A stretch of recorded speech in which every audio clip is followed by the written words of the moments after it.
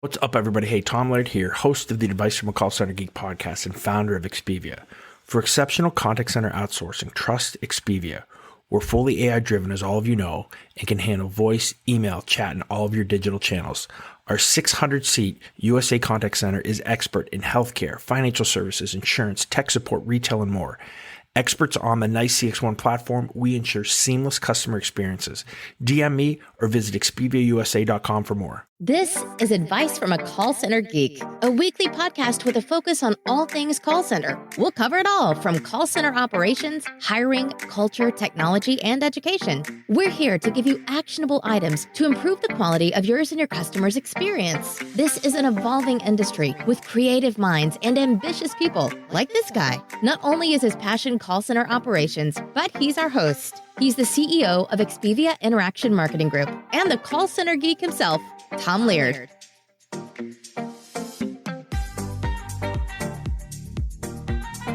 Welcome back, everybody, to another episode of Advice from a Call Center Geek, the call center and contact center podcast. We try to give you some actionable items to take back in your contact center, improve the overall quality, improve the agent engagement, improve the customer experience.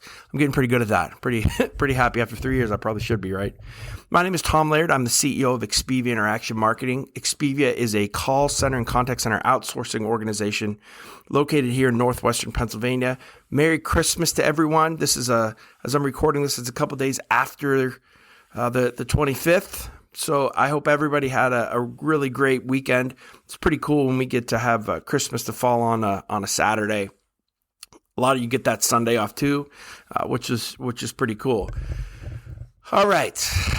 So keeping with the theme here that I did from the previous episode, which kind of looked at the top 10 contact center trends that I'm seeing in our call center, things that I've seen from trade shows and talking to the industry experts and people that are, running contact centers and then running the solutions and a lot of the solutions providers as well.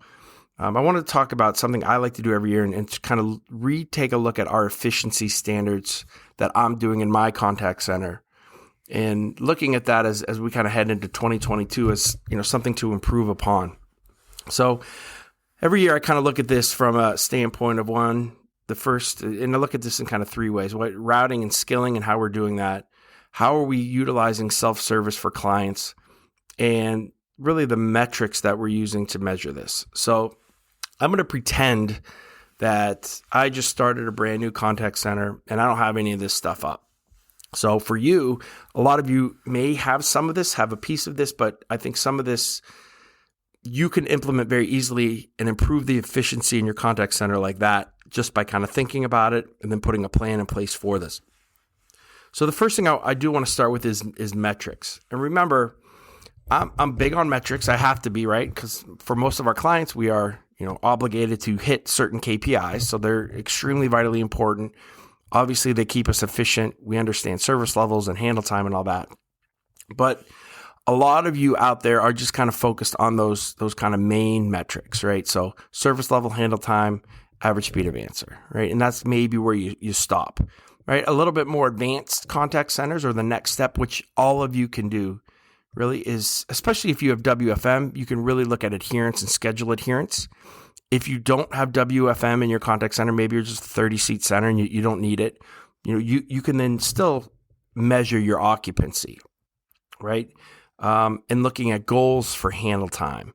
And I say that with kind of a caveat. I personally don't really like to have goals for handle time if we're talking about, the customer experience. Now, granted, you can't have an agent that's constantly on 25 to 30-minute calls that's losing control of their calls and just kind of having a conversation. I understand that.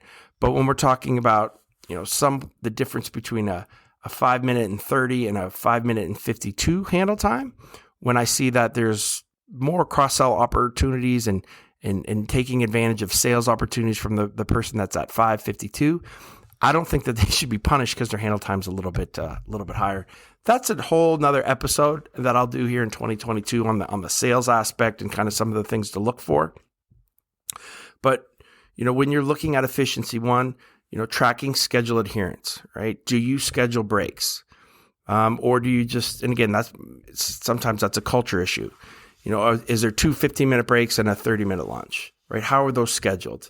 Do you give leeway on that? Is there no leeway on it? Do you give reps a couple minutes here or there to come back? Is that out of control? I see that in a lot of contact centers, right? Because reps will take advantage of that, right? So you say, hey, you get a 15-minute break, and they're always 17, 18 minutes when they come back. That 18 minutes turns into 20, 22, 23, 24 minutes really, really quickly. So again, I'm pro agent. This is a very difficult job. I'm not all about you have to be at 15 minutes or you're going to get, written up. But when it comes to trends, there needs to be just some discussions that happen when you do see a trend. Don't let that stuff go. That's really important for your supervisors to stay on top of, to at least have the conversation, whether it's, joking or kidding at first, and then get a little bit more serious if you're kind of not being, or if you think that the rep or the associate is kind of taking advantage of the situation. If you have any type of contact center software worth its salt, you can track occupancy, right? Which is basically the amount of time that they're in a kind of a working state, right? Now that depends for us, it depends on what the client views as that. But what do you view? Do you view as after call work for a certain amount of time, maybe 30 seconds, as occupancy? Do you view hold time in there? For most of us, all that stuff is included, right? And really, we're just looking at the time that the rep is working, and then the time that they're either waiting for a call or they're on break, those types of things. And how does that measure out? So for us, we benchmark that we want 75% occupancy, which basically means the rep is in a working state that we feel comfortable. They're kind of on the clock working for the client for 45 minutes out of the hour, right? So that takes into account everything from lunches to breaks to time that they're waiting. And granted, you cannot have an efficiency of 90 to 95% because you will burn out an associate in a heartbeat and they're going to leave. So they do need to breathe. They need to take a mental break here, but at the same point, you don't want to have 50% or 40% or 30% occupancy because you are nowhere near as efficient as you need to be, and you're probably overstaffed if you're starting to see those types of things. So again, make sure that if you're not tracking that, start to track that. You'll see a huge difference in how efficient and how your service levels and your ASAs go down. I guess service level would go up, your handle times will go down, your ASA will go down. If you're tracking that, your reps know you're tracking it, and you give them a goal to make sure that they're trying to hit. The other thing is, again, with the handle time, make sure that they know the goal, right? I think if a rep knows their goal on handle time, they can be around that world. If you don't tell them at all what their handle time should be, it can turn into the wild, wild west. All right, the second piece of this is self-service, and how are you utilizing self-service? Are you using self-service as your overall tool, your only tool? Are you forcing customers to self-service? Or, again, I'm probably going off on a little tangent there. You know how I hate that. But I think self-service is a huge piece of CX, and it needs to be utilized, but it needs to be utilized properly. If you have an IVR, are you collecting information in that IVR and then having the rep ask the same exact information? If you're doing that, I guarantee your NPS, your CSAT are much lower than an organization that's actually using API calls and actually filling in the screen and doing screen pops with that. If that's something that your organization is doing, that's something you need to prioritize with your IT to make sure that you can try to get some integrations to do screen pops so that you're not asking the customer to give you information twice. And what's the point of the IVR? A lot of customers that I hear too, or when they come to us, they say, we are so overwhelmed with volume. We're just kind of keeping our customers in the IVR a little bit longer to let the reps, breathe. So we're not totally bombarded with our service level. And that's an issue, right? I mean, because we're not staffed appropriately. We don't really know what's going on. So I think if that's what you're doing, and I know some of you out there are, we need to make sure that, in 2022, either you outsource, you give some of that volume to a third party, but you handle the customer experience a little bit better than just trying to hold them off right in your IVR where they feel like they're in jail, in contact center jail, as I call it, and can't get to an agent. So that's something that I think is important. And the same thing with chat, right? A lot of you are starting to fall into the chatbots are great category again, where I probably was a year and a half ago and I've totally done a 180. I think some chatbots are okay if you understand what their use cases are for. A lot of you have, senior management or C-level management that think that they're the end all be all because they don't understand the tool. That's kind of an issue. And it also will make your handle times and talk times longer because you're going to get some irritated customers when they, kind of upgrade that to a voice call or do a human chat instead of, working on the chatbot.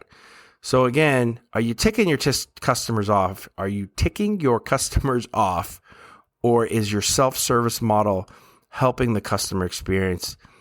And that's going to kind of tie into your efficiency as well, because again, a ticked off customer is going to be a much longer call. So ask yourself what you're really looking with what your company's doing with self-service. And the third thing is prioritizing skills and how are you routing, right? And I think that this is a huge, huge mistake, especially when I do a lot of consulting.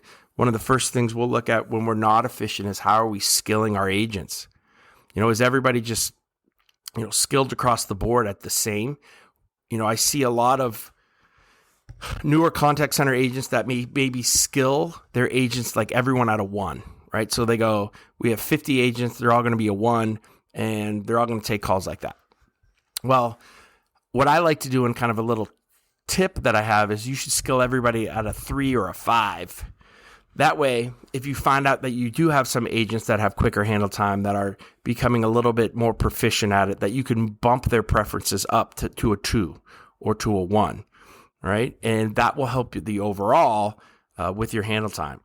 If you leave everybody at a 1, you have no opportunity to raise anybody and bump anybody up with their preference. So again, there's different skilling methods that you can utilize.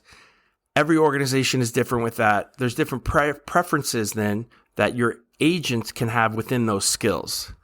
And that's a huge piece of the efficiency puzzle. And if you're not really sure how to do that, I would love to take a look at how you're skilling your agents. So again, hit me up, totally free. I would love to do it for any of you to take a look at how you're skilling agents. If you don't think you're as efficient as you can be, if your preference levels you're not really sure how to utilize, I'm more than happy to kind of give a little Christmas present with that and help you out in any possible way. The other thing with that is if you are not utilizing, and all the major players, so Nice CX1, Five9, TalkDesk, Genesis, all those guys, and UJet, all of them have what I just call a WFI tool because we use CX1. So workforce intelligence is basically a way that we can now utilize AI. One of the ways, again, we talked about this in the last episode. So tools are being utilized more than for AI, right? So AI infused in these tools to help with your call routing and with your call skilling. So basically what this thing will do is you can almost guarantee a service level, for a certain skill. So let's say we have agents that are in 3 skills. They're in customer service, they're in sales, and they're in shipping.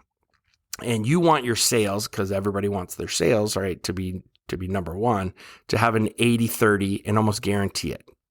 So what we can do with that is we can basically tell WFI, if you predict that calls are going to queue in the sales skill, that will automatically move in agents, right, from those other 2 skills to start to take calls. And as soon as that service level or that queue dissipates, it will automatically take them out and put them back into their other skills without human intervention, right? I think that's the biggest piece of this, right? You can actually overlay this so that the system is actually working for you to make you as efficient as humanly possible and to make service levels and the skills that are vitally important to you hit their SLA targets. That's a huge piece of this as well is, are you utilizing your software? Are you utilizing every tool that you have available? Because the software, no matter who you're using, there's some badass things in it that most of the time, again, when we go consult, customers have no idea that they even had that tool. So if you have an account manager for whatever telephony provider you're using, make sure that you schedule some time with them in the early part of 2022. Try to get to learn every piece of the software. Have your team learn it. One of the things that I like to do too is be like, hey guys, I want all of you to let's do a round table with all the supervisors and kind of pick their brain on, hey, how do you guys do certain things? I talked about this in probably, 6 months ago. And the supervisors kind of almost will know the platform better if you're a call center manager than you do a lot of times. And they'll be utilizing different tools within it because they've been playing around with it. And they understand the deal inside and out. That's a good kind of, I guess, engagement kind of task or tool. And also it helps to kind of diversify somebody who may know something and get it out to the entire team. So again, take a look at your efficiency. Take a look at how you're operating. 2022, the beginning of the year, is a great time to do that. People understand that kind of new, fresh things are coming. I think people are happy, when you're looking at trying to make their job easier. And I think, you can really make some improvements into the overall efficiency of your contact center. All right. So before I go, I want you all, again, I said it last episode, please, if you are not in the Advice from a Call Center Geek texting community, you need to do that. Please just type in Happy New Year. Text Happy New Year to 814-247-0366. That'll get you signed up. That'll get you access to me, access to content that we're just going to give out to our texting community. It's something that I'm prioritizing here in 2022. So please make sure that you're doing that. And then again, I would really appreciate any type of social media, or if you guys can throw out, if we've been able to add any kind of value to you whatsoever, if there's any of that that you could maybe give a little bit of a shout out or a review on an iTunes, I would really appreciate it. Thank you guys very much, and I'll talk to you next week.